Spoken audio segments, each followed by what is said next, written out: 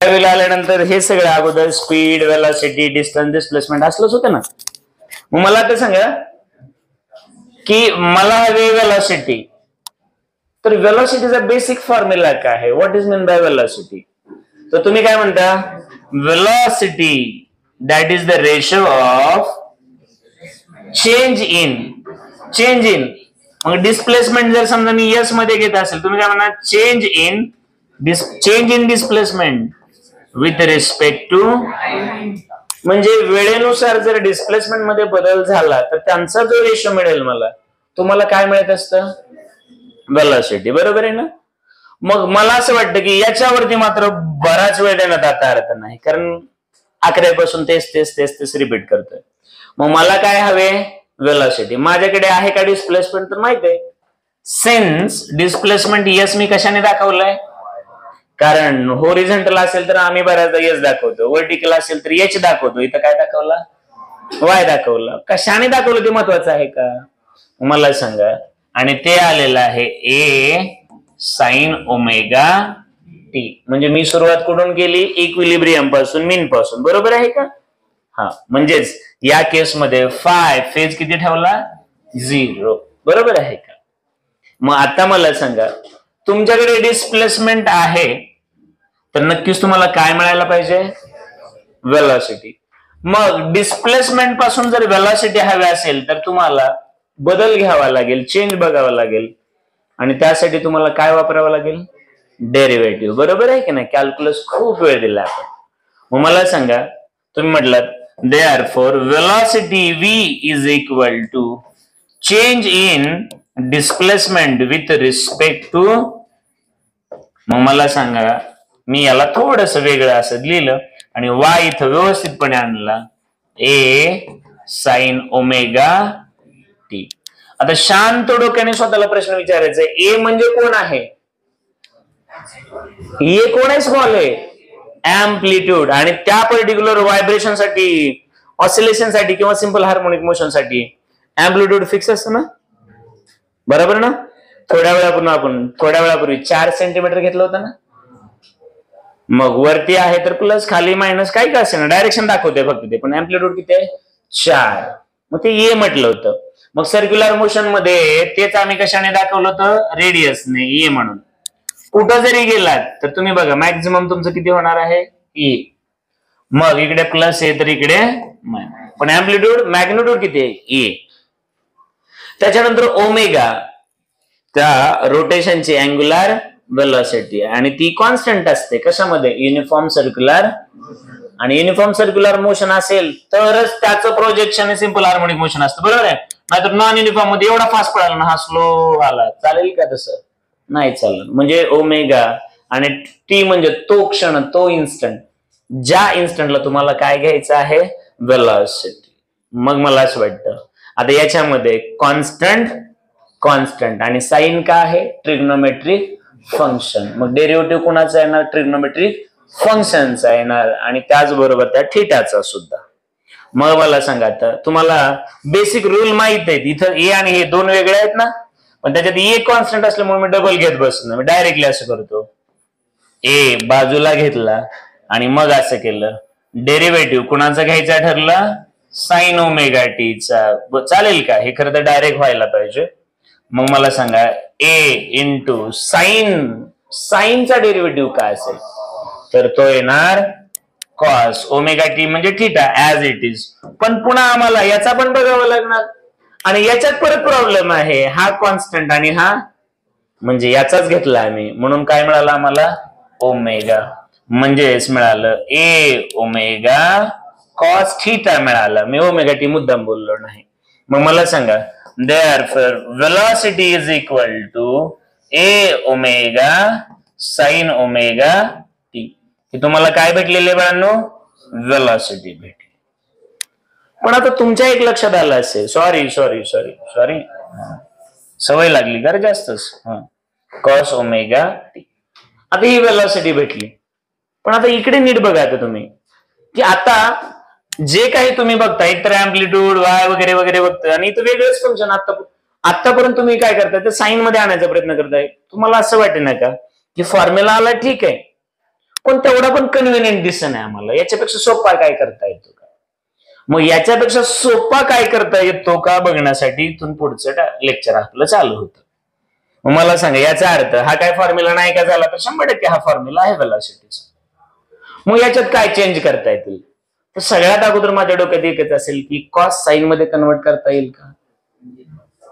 मग आता cos sine मध्ये कन्वर्ट करता येत असेल तर तुमच्याकडे असतं since sine square omega T plus cos square omega T is equal to, आणि माझ्या ट्रिग्नोमेट्रीची एकच आहे, पूर्ण ट्रिग्नोमेट्रीकडे कुठेही फिरा फक्त आयडेंटिटीज बघण्यामध्ये तुम्हाला तुमचा वेळ जात असतो.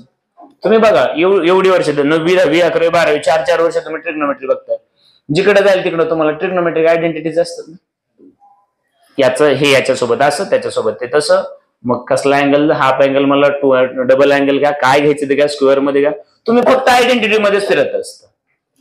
मग आता प्रॉब्लेम असा आहे, therefore cos square omega T is equal to 1 minus sine square omega. पण आता बघायला गेलं तर इथं कॉस स्क्वेअर आणि तिथं मात्र, मग आता करायचं काय? तर आता याला स्क्वेअर करावं लागेल, पण स्क्वेअर करायचं म्हटलं तर व्हॅल्यू पण बदलून जमत नाही. मग एक काम केलं तर असं चालेल का?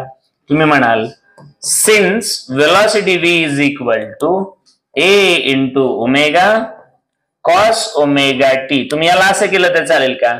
a omega under root cos square omega. चालतं का? हे म्हणजेच बरोबर आहे ना. मी 4 ला असं लिहिलं तर चालेल का रे बाळांनो? म्हणजेच मी 4चा काय केला मध्ये व्हॅल्यू बदलली का? प्रेझेंटेशन वेगळं केलं फक्त बस. मग आता तुमच्या लक्षात आलं असेल की आता ही इथं ठेवू शकतो ना मी.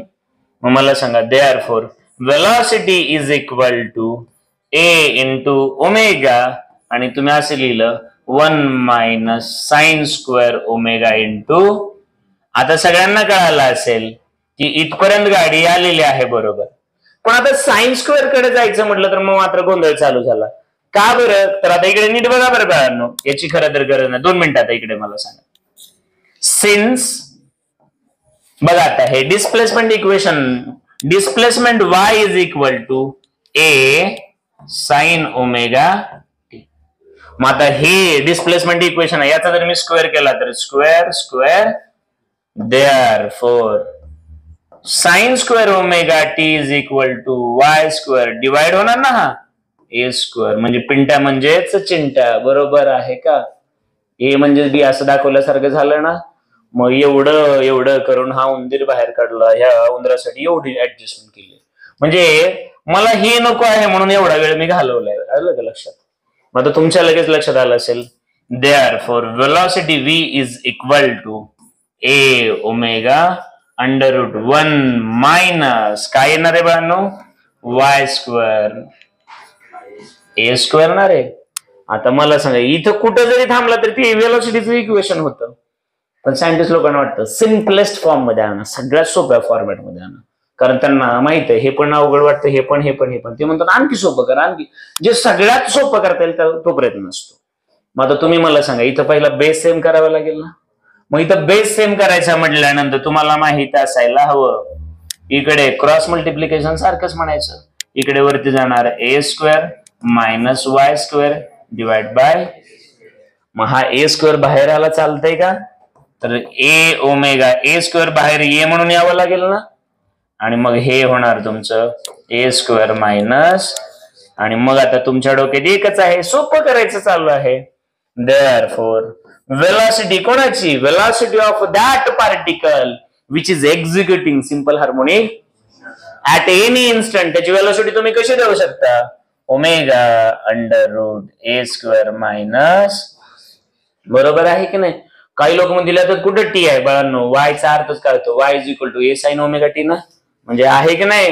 नाहीतर विनाकारण काहीतरी गोंधळून जायचं नाही. आणि मग हे तुमचं कशाचं इक्वेशन बनतं? वेलॉसिटीचं. वेलॉसिटीचं इक्वेशन बनतं. मग वेलॉसिटीचं इक्वेशन बनल्यानंतर तुमच्या डोक्यात एवढंच पाहिजे की आता याला आणखी काय करता येईल. तर नीट बघा रे बाळांनो, तर आणखी आपण याच्याकडेच थांबूया थोडासा वेळ. बघा आता तुमच्याकडे एक स्ट्रॉंग इक्वेशन आलं, since velocity of A particle which is executing. त्याचं काय चालू आहे? Simple harmonic motion. तर ओमेगा म्हणजे constant angular velocity amplitude square minus Y square. आता वाय म्हणजेच काय, डिस्प्लेसमेंट ऍट एनी, बरोबर आहे ना. मला आता सांगा, जर तुम्ही इकडे नीट लक्ष दिलं डायग्राम कडे, समजा याला इक्विलिब्रियम किंवा मीन पोझिशन घेतली आणि इकडे याला ए म्हणाल तर याला काय म्हणाल, मायनस ए, बरोबर आहे की नाही.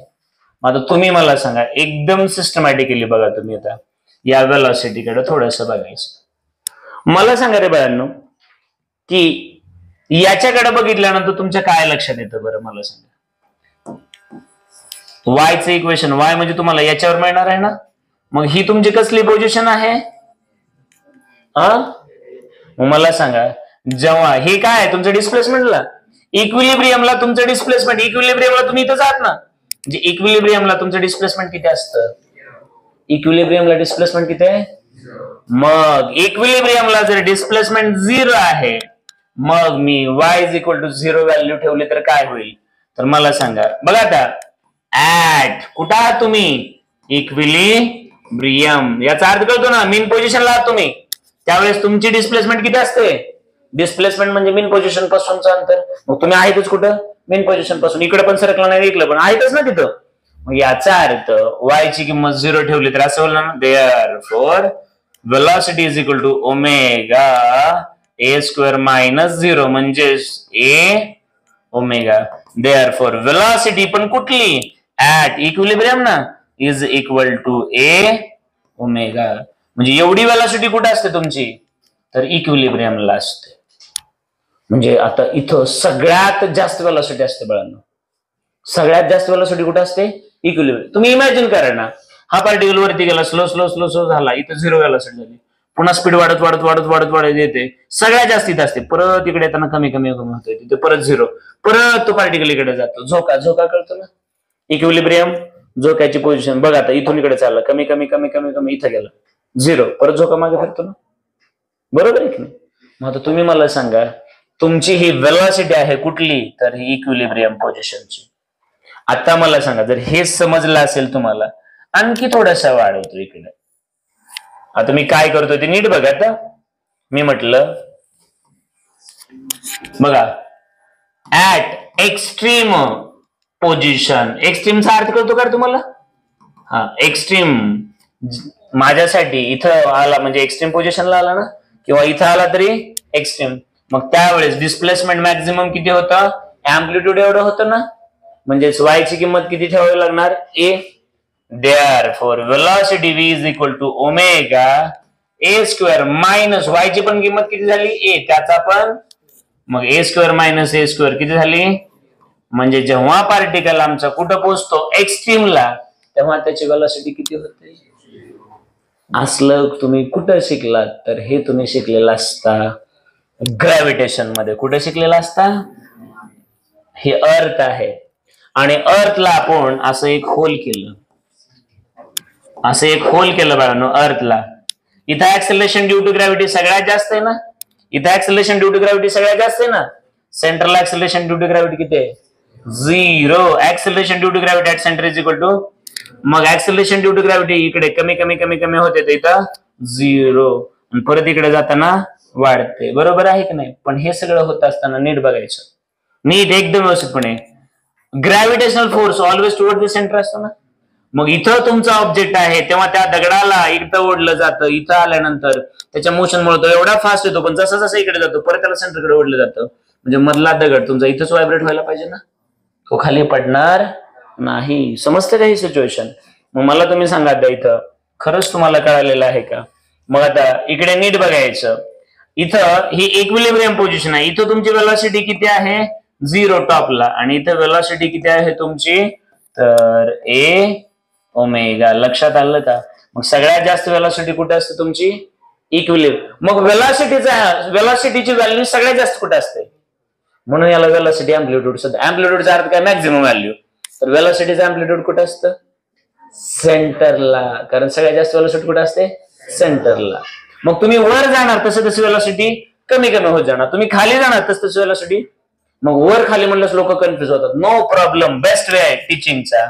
तुमचं मीन पोझिशन इकडे आहे, इकडे 4 सेंटीमीटर जातं आणि इकडे 4 सेंटीमीटर जातं. आता समजून घ्या, तुम्ही इथं आहात आणि तुम्हाला राईटला जायचंय, तुम्ही इथं सगळ्यात जास्त वेलॉसिटी किंवा स्पीड आहे, हळूहळू जात आहे, कमी कमी होते, इथं किती झाली 0, परत तुम्ही इकडे यायला लागता, इथून इकडे जाताना परत कमी कमी होते, परत इथं 0 होते, परत तुम्ही सेंटरकडे जाता. लक्षात आलं का? खूप इंटरेस्टिंग मोशन आहे. आता याच्यामध्ये आणखी जास्त इंटरेस्ट ऍक्सेलरेशनच्या वेळेस क्रिएट होणार आहे. मी आणखी मायनस वगैरे असलं काही बोललेलो नाही, पण मला सांगा ऍटलिस्ट वेलॉसिटी कळालेली आहे का? मग वेलॉसिटी, मॅक्झिमम वेलॉसिटी कुठे असते? तर या इक्विलिब्रियम पोझिशनला. आणि एक्स्ट्रीमला जेव्हा तुमचं मॅक्झिमम अँप्लिट्यूड ज्या ठिकाणी होतं त्या पॉइंटला तुमची वेलॉसिटी किती असते? 0. लक्षात आलेलं आहे का? मग इक्विलिब्रियम कडून एक्स्ट्रीम कडे जाताना वेलॉसिटी कमी होते, तर एक्स्ट्रीम कडून सेंटरकडे येताना वेलॉसिटी परत वाढते. समजलंय का? तर इथं दोन्हीच्या दोन्ही फॉर्म्युले समजलेले आहेत का? पण यासाठी तुम्हाला मेन कुठला फॉर्म्युला लक्षात ठेवावा लागेल? तर हा पॅरेंट फॉर्म्युला. लक्षात आलं का? मग यासाठी किती वेळ घालावा लागला कळालं का? स्पेशली आपला वेळ गेलेला आहे ट्रिग्नोमेट्री मध्ये ऍडजस्टमेंट करण्यामध्ये. सोपं आहे की नाही हे?